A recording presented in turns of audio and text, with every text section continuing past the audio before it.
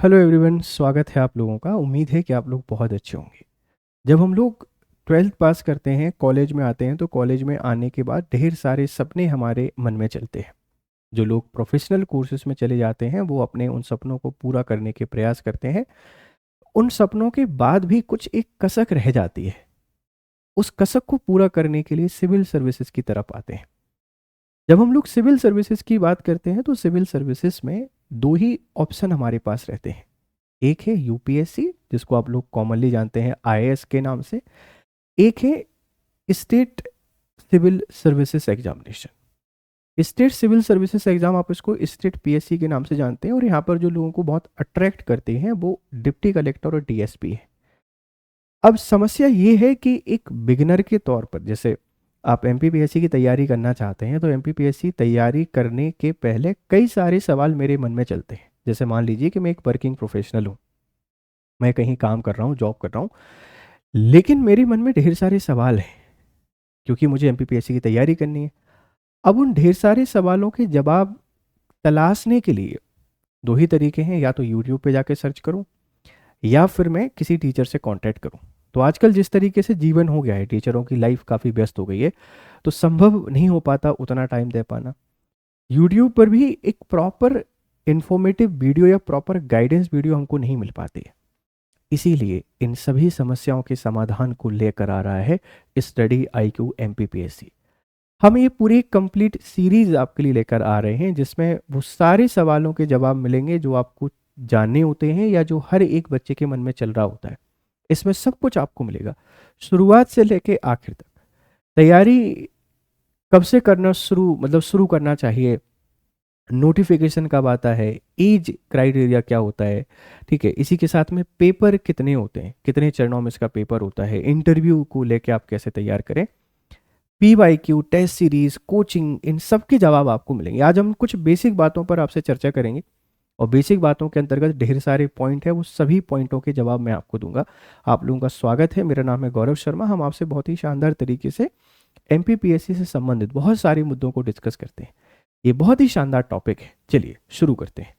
तो अगर मैं एक बिगिनर के तौर पर मान लेता हूं कि मैं एक बिगिनर हूं और इस बिगिनर के तौर पर मेरे मन में एमपीपीएससी को लेकर ढेर सारे सवाल हैं। इन ढेर सारे सवालों में सबसे पहला सवाल ये रहता है कि जो एमपीपीएससी है, इस एमपीपीएससी की तैयारी मतलब हमको करना चाहिए या नहीं करना चाहिए। मान लो मैं तैयारी करना शुरू कर देता हूं तो इसका जो नोटिफिकेशन है, ये नोटिफिकेशन कब आता है, मतलब किस मंथ में हमको नोटिफिकेशन देखने को मिलेगा। ठीक है, नोटिफिकेशन के साथ में फिर एक और सवाल मेरे मन में चलता है कि इस एग्जाम में कितने टियर होते हैं, मतलब कितने चरणों में ये पेपर होता है। फिर एक सवाल मेरे मन में चलता है कि क्वालिफिकेशन क्या है।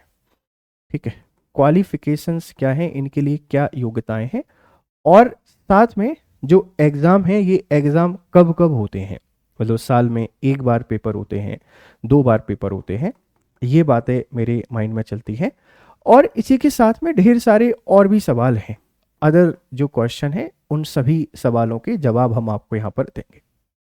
देखो, सबसे पहला सवाल है कि क्या मुझे एमपीपीएससी करना चाहिए या नहीं करना चाहिए। एक बात ध्यान रखिए कि आप अपने आप से एक सवाल पूछिए। जब हम अपने करियर में कुछ भी करने जा रहे होते हैं तो एक सवाल हमेशा हमसे पूछना चाहिए, मैं क्या करना चाहता हूँ। मैं डॉक्टर बनना चाहता हूँ, मैं इंजीनियर बनना चाहता हूँ, मैं यूपीएससी करना चाहता हूँ, एमपीपीएससी। जो भी आपके मन में सवाल आए वो आप खुद से पूछिए।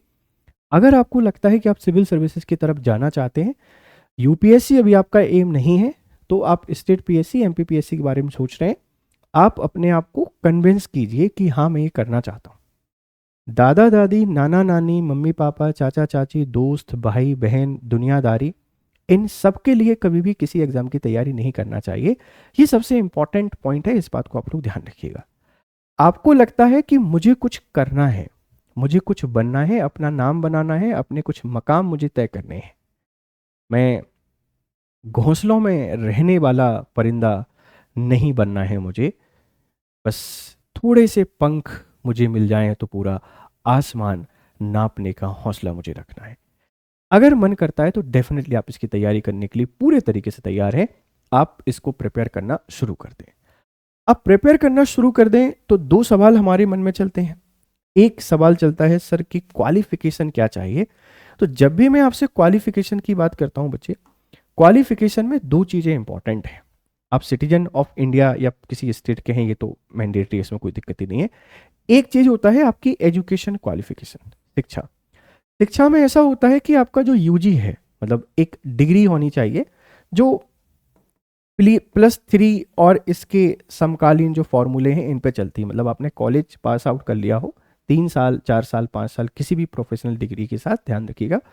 इसी के साथ में दूसरा सवाल हमारे मन में आता है एज, कि क्या एज ग्रुप में हम लोग इसमें दे सकते हैं। तो मिनिमम जो एज है 21 साल यहाँ पर रखी हुई है, 21 साल मिनिमम एज है। और मैक्सिमम जो एज है फिर कैटेगरी वाइज इसमें रिलैक्सेशन मिलता रहता है। तो एज को लेके कोई भी क्राइटेरिया नहीं है, 40 साल के आसपास तक आप लोग तैयारी आसानी से इसमें कर पाते हैं, कोई दिक्कत नहीं है। अदर कैटेगरीज को और रिलैक्सेशन है, 45 ईयर्स तक भी आप तैयारी कर पाते हैं। पर हमारे लिए जो मिनिमम क्वालिफिकेशन की बात चल रही है वो ग्रेजुएशन आपकी कंप्लीट होनी चाहिए +3 ईयर प्रोग्राम के थ्रू। और इसी के साथ में आप की जो एज है ये मिनिमम 21 होनी चाहिए। एक बात ध्यान रखिए, ये दोनों चीज़ें पूरी होनी चाहिए। नोटिफिकेशन मतलब फॉर्म फिलिंग जब शुरू होती है, उस फॉर्म फिलिंग के पहले 21 साल की एज हो, ये डेट उसी समय लिखी रहती है फॉर्म में कि इस तारीख से आयु की गणना की जाएगी। और क्वालिफिकेशन भी आपकी उसी समय इंपॉर्टेंट होती है, कंप्लीट होनी चाहिए डिग्री। डिग्री आपके पास है नहीं है इससे कोई फर्क नहीं पड़ता, फाइनल की मार्कशीट आपके हाथ में होनी चाहिए। ये इसकी बेसिक क्वालिफिकेशन है, इस बात को ध्यान रखिएगा। ठीक है, अब क्वालिफिकेशन आपको क्लियर हो गया है तो एक सवाल आपके मन में आता है कि सर इसका एग्जाम कितनी बार होता है। मैं आपको बता दूं कि इसका जो एग्जाम है वो साल में एक बार होता है, वर्ष में एक बार इसका पेपर होता है। अभी कुछ कारणों से थोड़ी सी इसमें कहीं ना कहीं ऐसी इशू चल रहे हैं कि डिले हो रहा है, अदरवाइज एक साल के अंदर अंदर आपका एग्जाम कंप्लीट हो जाता है। एक वर्ष में एक बार ही होता है, इस बात को ध्यान रखिएगा। क्वालिफिकेशन क्लियर है, भारत का नागरिक होनी चाहिए, 21 साल की एज क्लियर होनी चाहिए, कोई भी कास्ट, कोई भी रिलीजन, कोई भी कम्युनिटी से आप आ सकते हैं, आप इसके लिए एलिजिबल हैं। पेपर दीजिए बढ़िया तरीके से, राइट। एक बार पेपर होता है। अब दूसरा सवाल मेरे मन में चलता है सर तैयारी करते समय कि भाई नोटिफिकेशन कब आता है। देखो पिछले 4 से 5 साल का अगर मैं आपसे एक्सपीरियंस शेयर करूं तो 4 से 5 साल में पीएससी ने अपने पेपरों को रेगुलर कंडक्ट किया है। और नोटिफिकेशन की जब भी हम लोग बात करते हैं, ये नवंबर और दिसंबर, मतलब लास्ट दिसंबर तक तो नोटिफिकेशन आ ही जाता है एमपीपीएससी का, क्योंकि ईयरली कैलेंडर को दिखाने के लिए ये एक साल में अपना नोटिफिकेशन जारी कर देते हैं। तो दिसंबर के आखिर तक आपका नोटिफिकेशन आ जाता है। दिसंबर आखिर तक नोटिफिकेशन आ जाता है। तो जो पीटी का एग्जाम है इसका भी ट्रेंड यही चल रहा है कि ये मार्च, मतलब फेब और मार्च के आसपास, या तो फेब के लास्ट में या मार्च का जो पहला या दूसरा वीक होता है, इसमें प्रीलिम्स का एग्जाम हो जाता है। इसके बाद जो मेंस की डेट होती है ये जुलाई अगस्त के आसपास होती है। पर इस बार तो कोर्ट के विवाद के कारण अभी मेंस का पेपर नहीं हो पाया है 2025 का। और इसके बाद आप लोग देखते हैं कि दिसंबर और जनवरी के आसपास ये इंटरव्यू की डेट आ जाती है। तो इससे एक बात और आपको समझ में आ रहा है कि पेपर में 3 चरण होते हैं। वो 3 चरण कौन कौन से होते हैं वो मैं आपको जरूर बताऊंगा। तो नोटिफिकेशन की जो संभावना है, वो नोटिफिकेशन की संभावना हमको देखने को मिलती है कि नवंबर दिसंबर के आसपास नोटिफिकेशन आ जाता है। उसके 3 महीने, 3-3.5 महीने के अंतराल पर प्रीलिम्स का पेपर होता है। उसके 4 महीने के आसपास के गैप पे मेंस का पेपर होता है, मेंस का रिजल्ट, और फिर उसके भाई 3-4 महीने के अंदर अंदर इंटरव्यू शेड्यूल हो जाते हैं। हालांकि पिछले कुछ वर्षों से एक ऐसी परिपाटी चलाई है एमपीपीएससी ने कि उसका कुछ कह ही नहीं पा रहे हैं। इसके कारण हमको परेशान नहीं होना है। मैं फिर आपसे बोल रहा हूँ, सिलेक्शन हर साल हो रहा है, कुछ बच्चे हर साल अधिकारी बन रहे हैं, बहुत सारे मुद्दे हैं, 87-13 कम पोस्टों का, लेकिन फिर भी जब भी फाइनल रिजल्ट आता है कुछ बच्चे सोशल मीडिया पे हीरो बन जाते हैं। तो मेरी बात है, कुछ बच्चों को खराब लग सकती है कि सर आप तो आ गए हो बस अपना ज्ञान देने के लिए, लेकिन एक बात ध्यान रखिए कि हम अपनी मेहनत कर सकते हैं, बाकी दूसरा कुछ भी अपने हाथ में नहीं है। तो पूरी ईमानदारी के साथ हमें अपने जो सपने हैं उनको पूरा करने के लिए लग जाना है, बिना सोचे। जैसे भी आप तैयारी करना चाहते हैं वैसे तैयारी कीजिए, लेकिन तैयारी करना शुरू कर दीजिए, ध्यान रखिएगा। तो नोटिफिकेशन कब आता है, पीटी का पेपर कब होता है, मेंस का पेपर कब होता है, इंटरव्यू कब होता है, सब कुछ आपको क्लियर हो गया होगा। इसमें 3 चरण होते हैं, 3 चरण। जब भी मैं आपसे चरण की बात करता हूँ, जब भी हम इसमें जो स्टेजेस हैं, इन स्टेजेस की बात करते हैं या चरण की बात करते हैं, तो बच्चे बेसिकली 3 चरण हैं। इन 3 चरणों को समझना भी आपके लिए बहुत ज़रूरी है। जैसे सबसे पहले नंबर पर पीटी होता है, पीटी जिसको आप लोग प्रीलिम्स के नाम से जानते हैं, प्रिलिमिनरी टेस्ट आप इसको कह देते हैं। अब देखो प्रीलिम्स में जनरली 2 पेपर होते हैं। आप प्रीलिम्स की तैयारी कर रहे हैं तो जीएस के 2 पेपर होंगे, पहला पेपर और सेकंड पेपर। पहले पेपर में जीके प्लस जीएस आता है, general knowledge general studies plus CA आता है, और ये 2 घंटे के लिए होता है, 2 घंटे के लिए पेपर की समय होती है। और एक क्वेश्चन जो है, इस एक क्वेश्चन में 2 मार्क्स आपको मिल जाते हैं। टोटल 100 क्वेश्चन आते हैं, टोटल 100 क्वेश्चन आते हैं, और नो नेगेटिव मार्किंग। यहां किसी भी प्रकार की नेगेटिव मार्किंग नहीं होती है, ध्यान रखिएगा।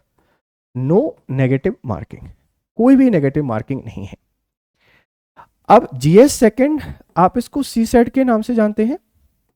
इसमें maths plus reasoning plus Hindi, मतलब लैंग्वेज का पेपर होता है।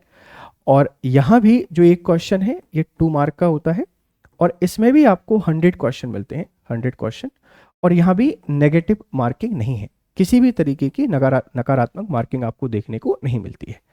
एक बात का आपको ध्यान रखना है पीटी को लेकर, कि जब आप प्रीलिम्स का पेपर देते हैं तो 2 एग्जामों का एक साथ पीटी होता है। एक होता है सिविल का, जब आप सिविल की तैयारी कर रहे हो तो जीएस 1 स्कोरिंग है, मतलब जीएस 1 के आधार पर कट ऑफ डिसाइड होगा। जीएस 2 क्वालिफाइंग है, 33% और 40% के आसपास नंबर इसमें चाहिए होते हैं, 30 और 40% के आसपास। लेकिन जब आप फॉरेस्ट की तैयारी कर रहे हो, फॉरेस्ट एग्जाम की, तो यहाँ पे जीएस 1 प्लस जीएस 2 सी सेट दोनों स्कोरिंग होते हैं। दोनों में आप स्कोर करके कट ऑफ को क्वालिफाई कर सकते हो। कट ऑफ लगभग अभी ट्रेंड चल रहा है कि पिछले काफ़ी समय से 75 के ऊपर ही जा रहा है, 77, 78, 79, 80, 81, यहाँ तक कट ऑफ आपके पहुँच रहे हैं। तो पहले चरण में प्रीलिम्स होता है, ऑब्जेक्टिव टाइप एमसीक्यू आपको देखने को मिलेंगे। दूसरे नंबर पर मेंस होता है, मेंस एग्जामिनेशन, और ये 6 दिन में 6 पेपर होते हैं।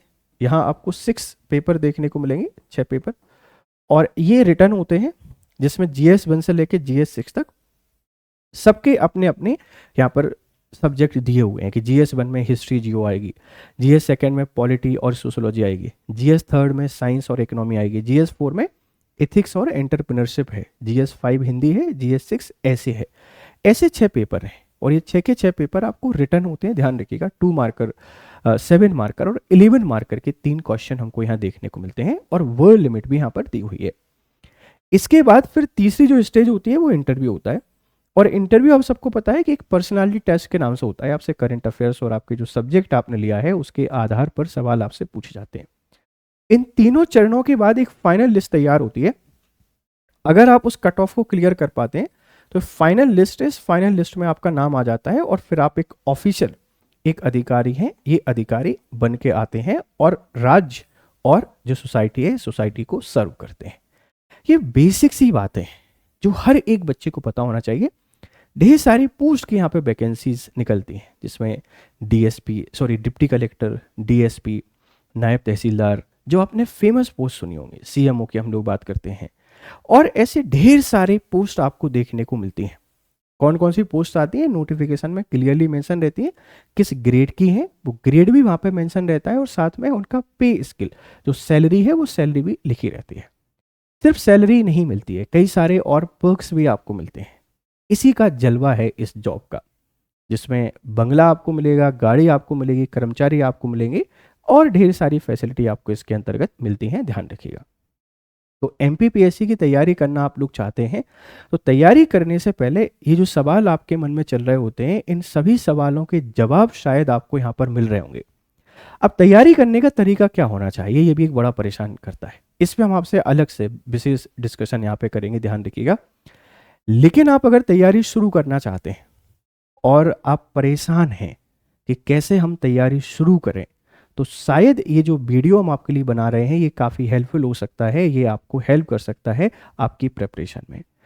परेशान नहीं होना है, तैयारी करना है, अपना एक लक्ष्य बनाना है, और उस लक्ष्य को बनाकर उसी के अकॉर्डिंग हमको मेहनत करनी है, और फिर देखिए कैसे आपको सफलता नहीं मिलती है। सफलता आपको जरूर मिलेगी, ध्यान रखिएगा। ये सारी बातें आपको क्लियर हो गई होंगी। इसके अलावा अगर आपके मन में किसी भी तरीके का, है ना, किसी भी तरीके का कोई भी डाउट आपके मन में हो, किसी भी तरीके का कोई भी सवाल आपके मन में हो, तो आप मुझे ज़रूर बताइएगा। कमेंट बॉक्स आपके लिए ओपन है। ये वीडियो कैसी लगी है ये भी आप हमको बताइएगा, और इसको शेयर करना है अपने सभी दोस्तों के साथ। ठीक है, चलिए तो फिर मिलते हैं दूसरे बहुत ही शानदार वीडियो के साथ। तब तक आप लोग खुश रहें, मस्त रहें, बढ़िया तरीके से पढ़ाई करें। Have a nice time, good day to all.